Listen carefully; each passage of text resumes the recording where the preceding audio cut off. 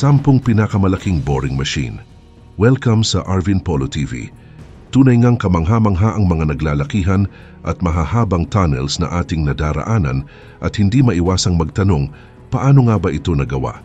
Sa likod ng mga kahangahangang structures na ito ay mga higanting makina na tinatawag na tunnel boring machines o TBMs na siyang humuhukay sa ilalim ng lupa upang makabuo ng mga daanang nag-uugnay sa mga lungsod at bansa. Kaya't samahan niyo ako sa isang malalim at kapanapanabik na paglalakbay habang sinusuri natin ang 10 pinakamalalaking TBMs na nag-ukit ng kasaysayan at nagbigay daan sa mga proyektong dati tila imposible. Kaya tara simulan na natin. Number 1. Bertha Tunnel Boring Machine. Ang Bertha ay isang napakalaking tunnel boring machine na ginamit sa Seattle, Washington, USA para sa proyekto ng Alaskan Way Viaduct Replacement Tunnel na naging kilala dahil sa laki at mga hamong hinarap nito habang ginagamit. Pinangalanan ito mula kay Bertha Knight Landes, ang unang babaeng mayor ng Seattle. Ang Bertha ay ginawa ng Hitachi Zosen Corporation, isang kilalang Japanese manufacturing company. Sa laki nito, ang Bertha ay naging pinakamalaking tunnel boring machine sa buong mundo noong panahon ng kanyang operasyon. May diameter itong 1752 meters, habang ang haba naman ay umaabot sa 99.4 meters at may bigat na humigit kumulang 6,700 tons. Ginawa ang Bertha upang maghukay ng 3.2 kilometer tunnel sa ilalim ng downtown Seattle na nagsilbing kapalit sa Alaskan Way Viaduct, isang elevated highway na may panganib sa lindol. Nagsimula ang operasyon ng tunnel boring machine noong 2013, ngunit dahil sa ilang technical na issue, napilitang itigil ang proyekto. Noong December 2013, napatigil ang operasyon ni Bertha matapos magkaroon ng overheating at masira ang bearing seal ng makina. Dahil dito, kinailangang magsagawa ng isang malaking pagkukumpuni, kabilang ang pagbuo ng isang special na shaft upang maabot ang makina at ayusin ito. Umabot ng halos 2 taon bago muling makapag-operate si Bertha at noong 2015, nagsimula itong muli sa paghuhukay.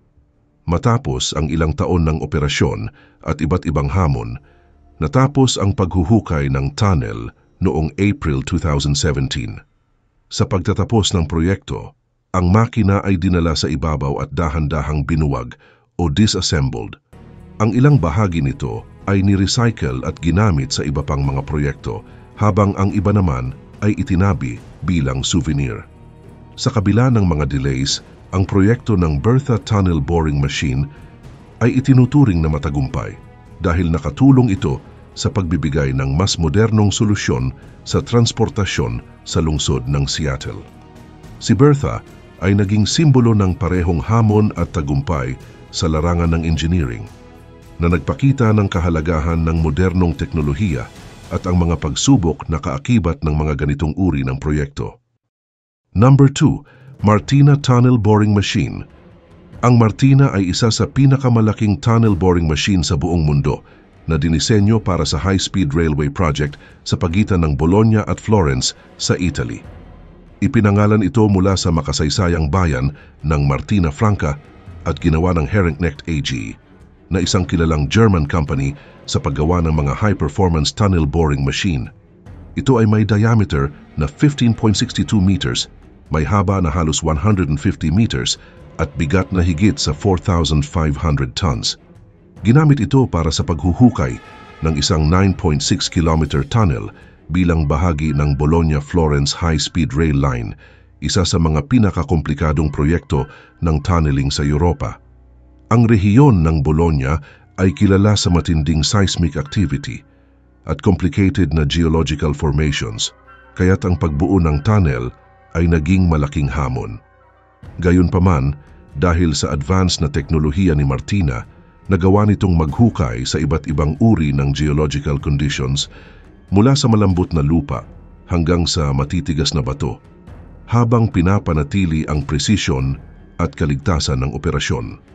Ang makina ay naglalakbay ng hanggang 10 meters bawat araw, depende sa kalagayan ng lupa, at gumagamit ng isang pressure-balanced cutter head na kayang mag-operate sa ilalim ng mataas na water pressure na critical upang maiwasan ang water ingress at mapanatili ang katatagan ng tunnel.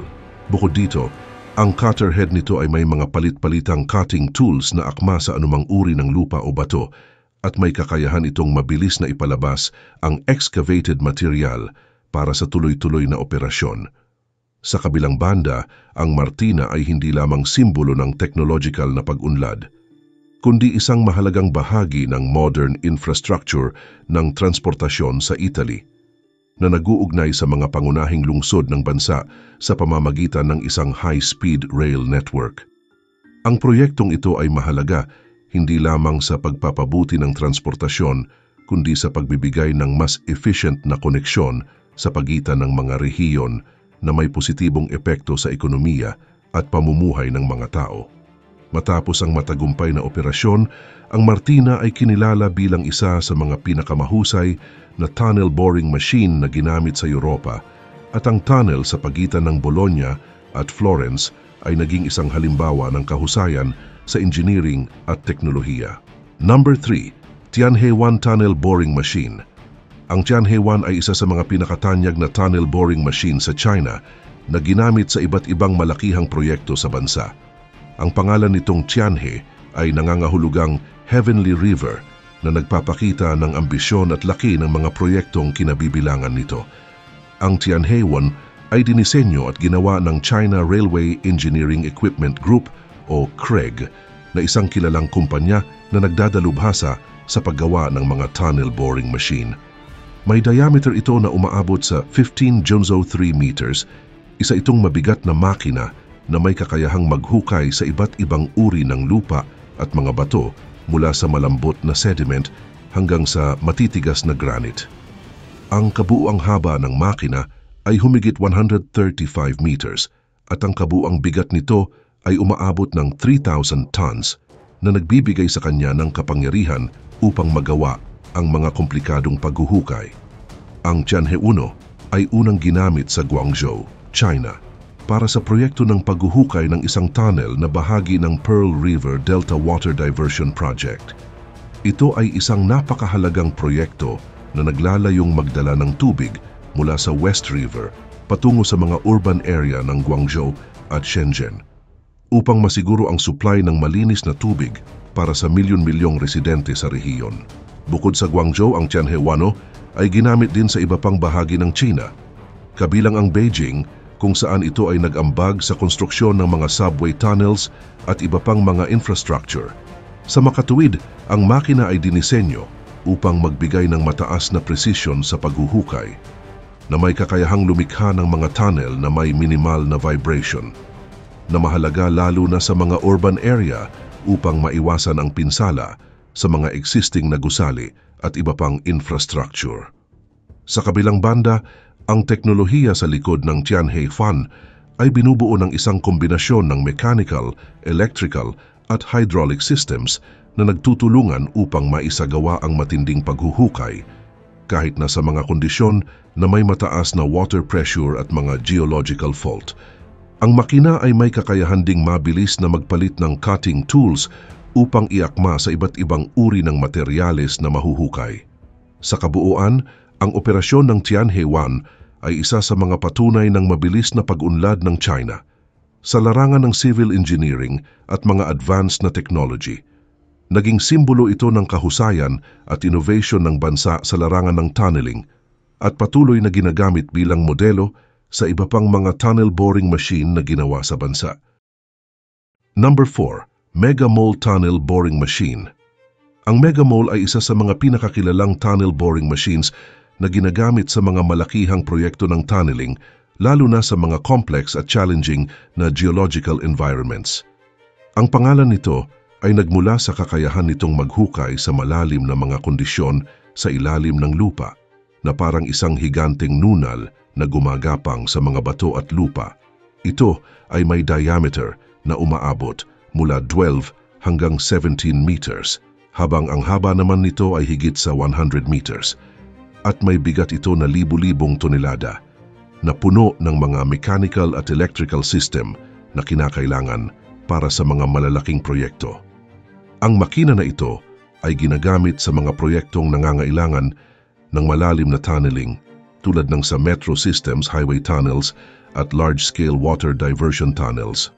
Ang Megamole ay gumagamit ng advanced pressure balanced cutter head na kayang mag-adjust sa uri ng lupa o bato na hinuhukay nito, na may cutting tools na dinisenyo para sa tibay at precision na nagbibigay daan upang maghukay ng tuloy-tuloy kahit sa pinakamahihirap na kondisyon.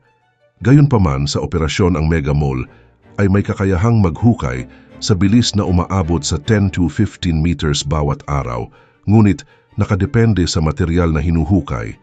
Ilan sa mga proyekto kung saan ginamit ang Megamole ay ang paghuhukay ng deep underground tunnels para sa water diversion o urban metro systems na nangangailangan ng makina na magtrabaho sa ilalim ng malalalim na layer ng lupa na may mataas na pressure at potential na geological disturbances.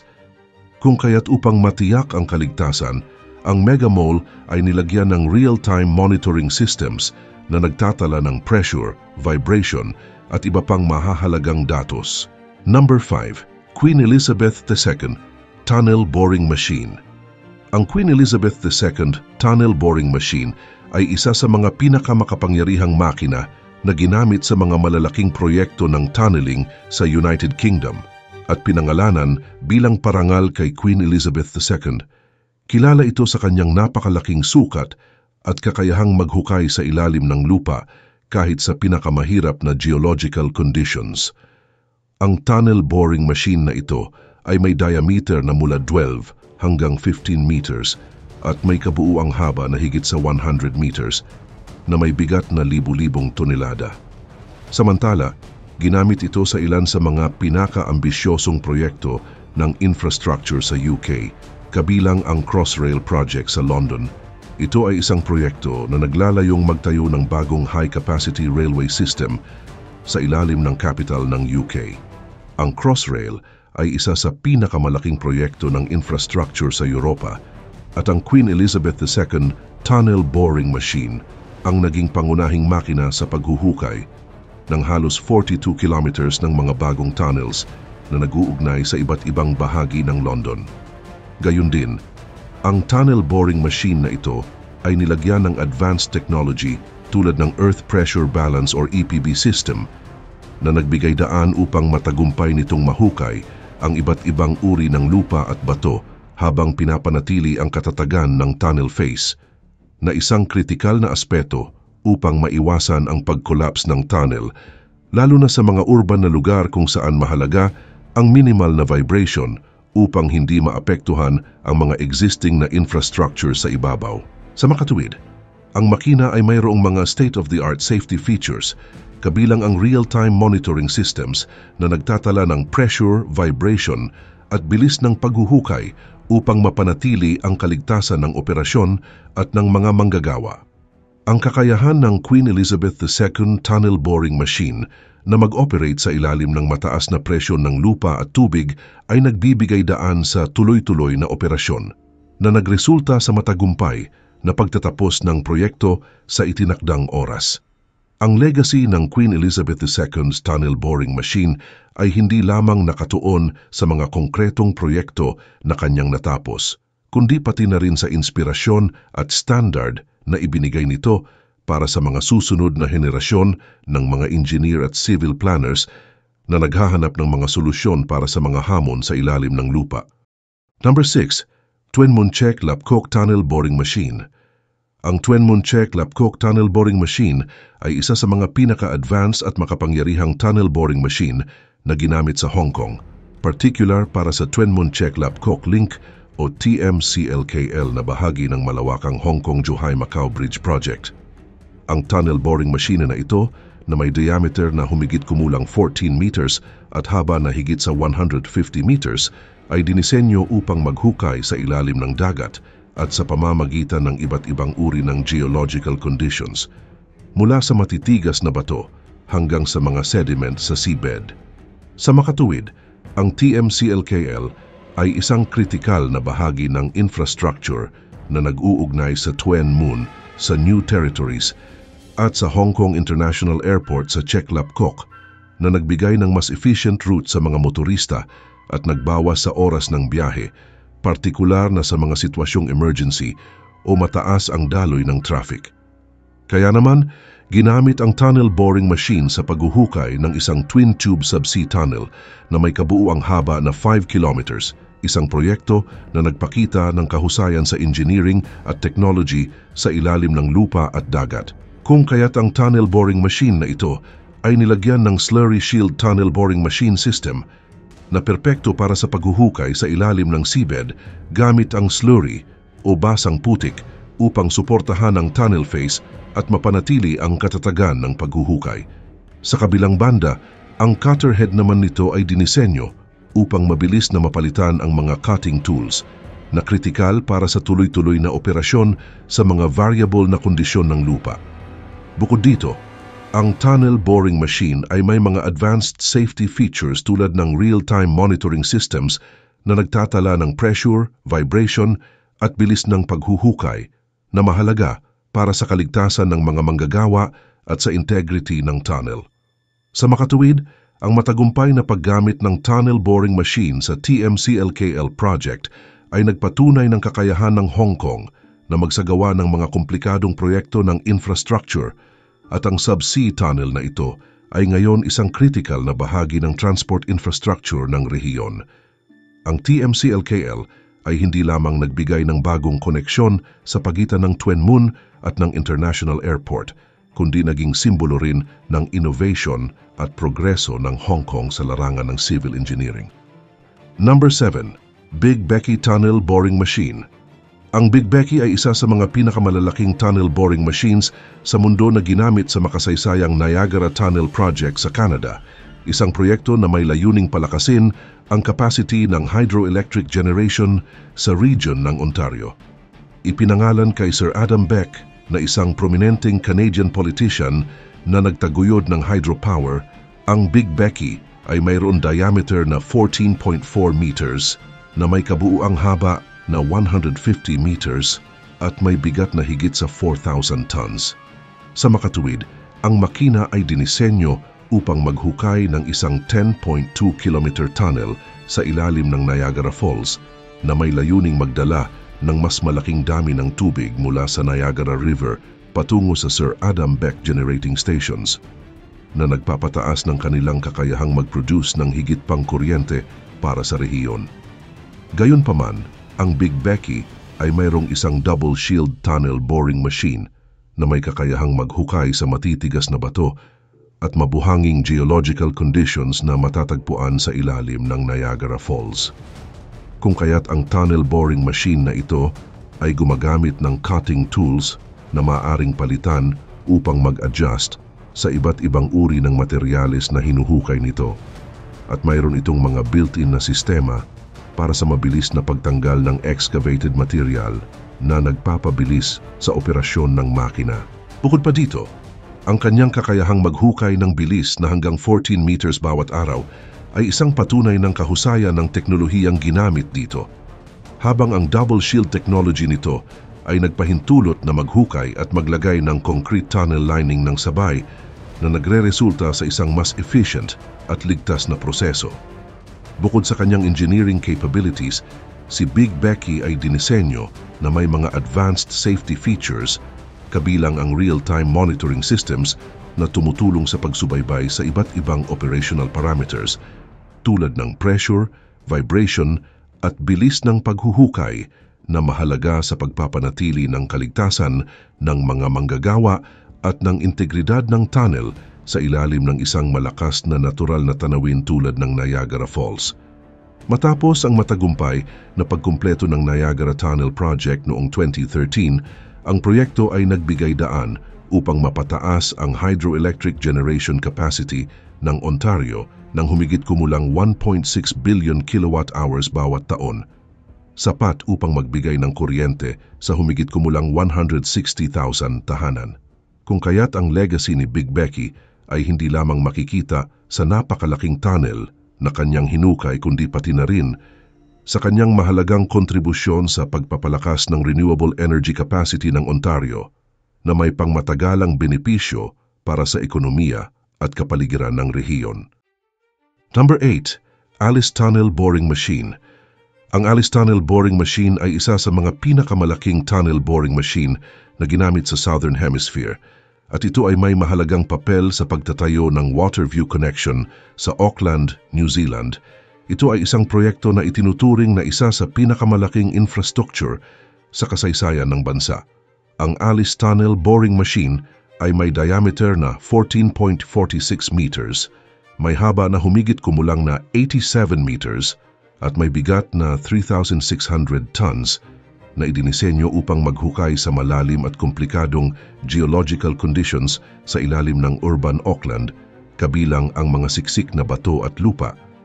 Ginamit ito sa paghuhukay ng dalawang parallel tunnels na may kabuuang haba na 2.4 kilometers, na bahagi ng proyektong nag-uugnay sa State Highway 16 at State Highway 20, na nagbibigay ng mas efficient na koneksyon sa pagitan ng mga pangunahing lugar sa lungsod at nag-aalok ng alternative route na nagpapaluwag sa trapiko. Gayunpaman, ang Alice Tunnel Boring Machine ay nilagyan ng advanced technology tulad ng Earth Pressure Balance or EPB system na gumagamit ng lupa upang mapanatili ang pressure sa tunnel face habang hinuhukay, na pinipigilan ang pagbagsak ng tunnel at pinapaliit ang soil settlement na maaring magdulot ng pinsala sa mga infrastructure sa ibabaw ng lupa. Bukod dito, si Alice ay dinisenyo upang magbigay ng mataas na antas ng kaligtasan at efficiency na may mga real-time monitoring systems na nag-track ng pressure, vibration, at bilis ng paghuhukay na mahalaga upang mapanatili ang integridad ng tunnel habang ito ay hinuhukay. Sa makatuwid, ang Waterview Connection na natapos noong 2017 ay nagbigay ng mas mabilis at efficient na transportasyon sa Auckland na nagresulta sa malaking pagbabago sa daloy ng trapiko at transportasyon sa lungsod. Ang legacy ng Alice Tunnel Boring Machine ay makikita sa kanyang kritikal na kontribusyon sa pagpapabuti ng transport infrastructure ng Auckland, na nagbigay ng pangmatagalang benepisyo sa mga residente at negosyo sa rehiyon. Number 9. Santa Lucia Tunnel Boring Machine. Ang Santa Lucia Tunnel Boring Machine, TBM, ay isa sa pinakamalaki at makabagong makina na ginamit sa Italy para sa construction ng Santa Lucia Tunnel na bahagi ng modernization ng Rome to Naples High-Speed Railway Line, isang proyekto na naglalayong pahusayin ang transport infrastructure ng bansa sa pamamagitan ng mas mabilis at efficient na koneksyon sa pagitan ng mga pangunahing lungsod. Mayroon itong diameter na 15.87 meters, may kabuuang haba naman ito na 130 meters at may bigat na 5,000 tons. Kung kaya't ginamit ang tunnel boring machine na ito para sa paghuhukay ng Santa Lucia Tunnel, isang 7.5 kilometer tunnel na bahagi ng Rome to Naples High-Speed Railway Line na nagkokonekta sa mga bayan ng Casino at Sesa Aurunca. Ang tunnel na ito ay bahagi ng isang mas malawak na proyekto na naglalayong bawasan ang travel time sa pagitan ng Rome at Naples at magbigay ng mas efficient at modern service of transportation. Gayon din, ang Santa Lucia Tunnel Boring Machine ay isang double shield tunnel boring machine na idinisenyo upang maghukay sa matitigas na bato at iba't ibang uri ng geological conditions habang sabay-sabay na itinatayo ang tunnel lining na nagpapabilis sa proseso ng construction at nagbabawas ng downtime. Samantala, ang makina ay nilagyan ng advanced technology at safety features, kabilang ang real-time monitoring systems na nag-track ng pressure, vibration at bilis ng paghuhukay, at kayang mag-extract ng mga materyales sa bilis na 2,100 tons kada oras, na may karagdagang kaligtasan ng isang German design na nagpoprotekta sa mga empleyado mula sa anumang tagas ng methane gas habang nag-e-extract ng materyales. Number 10. Musashi Tunnel Boring Machine. Ang Musashi Tunnel Boring Machine ay isang makabagong makina na ginamit sa Japan, partikular sa mga proyektong nangangailangan ng malalalim at malalaking tunnels sa ilalim ng komplikadong geological conditions. Ang Musashi Tunnel Boring Machine ay isang malaking makina na may diameter na umaabot sa 13.7 meters habang ang kabuuang haba nito ay higit sa 100 meters at may bigat na libu-libong tonelada Ang laki at bigat na ito ay dinisenyo upang harapin ang mga hamon ng paghuhukay sa ilalim ng mga urban areas na may makakapal at complicated infrastructures. Sa makatuwid, isa sa mga pangunahing proyekto na ginamitan ng Musashi Tunnel boring machine ay ang Tokyo Metro, kung saan ang makina ay ginamit upang maghukay ng mga tunnels na nagkokonekta sa mga mahahalagang bahagi ng lungsod. Bukod pa rito, ginamit din ang Musashi Tunnel boring machine sa mga proyekto ng hydropower at sewer systems na nagpapatunay sa versatility at kakayahan nitong mag-operate sa iba't ibang geological formations. Sa kabilang banda, ang Musashi Tunnel boring machine ay isang earth pressure balance machine na idinisenyo upang i-balance ang pressure sa tunnel face habang hinuhukay gamit ang lupa at iba pang material upang maiwasan ang pag-collapse ng tunnel at mabawasan ang soil settlement na maaring magdulot ng pinsala sa mga structures sa ibabaw. Bukod sa teknolohikal na kakayahan nito, ang Musashi Tunnel boring machine ay dinisenyo na may mga advanced safety features, kabilang ang real-time monitoring systems na nag-track ng pressure, vibration at bilis ng paghuhukay na mahalaga upang mapanatili ang episyenteng operasyon at kaligtasan ng mga manggagawa. Ang paggamit ng Musashi Tunnel boring machine sa mga proyekto sa Japan ay nagbigay daan sa pagtatayo ng mga critical infrastructures na nagpabuti sa transportation at quality of life sa bansa. Salamat sa pagsama sa akin sa paglalakbay sa 10 pinakamalalaking tunnel boring machine sa mundo. Ipinakita natin kung gaano kalakas at kamangha-mangha ang teknolohiya na bumabalot sa mga proyektong ito na nagbabago sa ating mundo mula sa ilalim ng lupa. Kung nagustuhan niyo ang video na ito, huwag kalimutang mag-like, mag-subscribe at i-hit ang notification bell para hindi niyo ma-miss ang susunod nating mga adventure. Hanggang sa muli, ingat kayo lagi. At ito ang Arvin Polo TV.